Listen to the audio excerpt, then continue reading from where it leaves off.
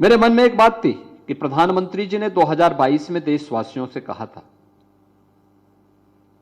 कि हम देश की आजादी के 75 वर्ष पूरा कर रहे हैं, देश की आजादी का अमृत महोत्सव वर्ष हम मना रहे हैं, लेकिन 2047 जब ये देश अपनी आजादी के शताब्दी महोत्सव मना रहा होगा, हो सकता है उस समय बहुत सारे लोग न हो,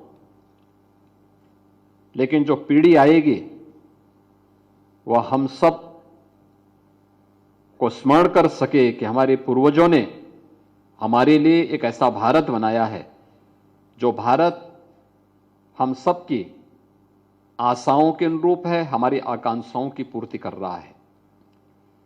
उस भारत के निर्माण के लिए उस समय जो बातें प्रधानमंत्री जी ने कही थी, विकसित भारत की संकल्पना को आगे बढ़ाने के लिए कि हर भारतीय को विकसित भारत के लिए क्या करना होगा, पंच प्रण के साथ आगे बढ़ना होगा। ये पंच प्रण, उन्होंने कहा कि गुलामी के अंशों को सर्वथा समाप्त करना, गुलामी की मानसिकता को समाप्त करना। गुलामी के अंशों का मतलब गुलामी की मानसिकता को, अपने अंदर की हीन भावनाओं को दूर करना, विरासत का सम्मान करना, अपने पूर्वजों की परंपरा पर गौरव की अनुभूति करना,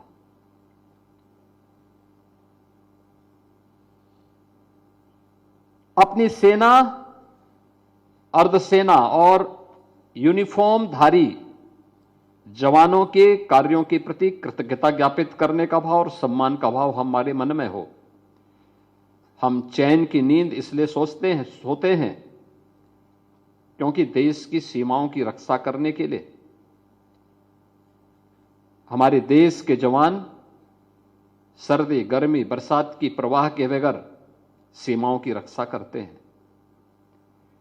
हम चैन की नींद इसलिए सोते हैं क्योंकि पैरामिलिट्री या पुलिस का जवान 24 घंटे अपनी ड्यूटी पर मुस्तैद रह करके हमें सुरक्षा देने का कार्य करता है।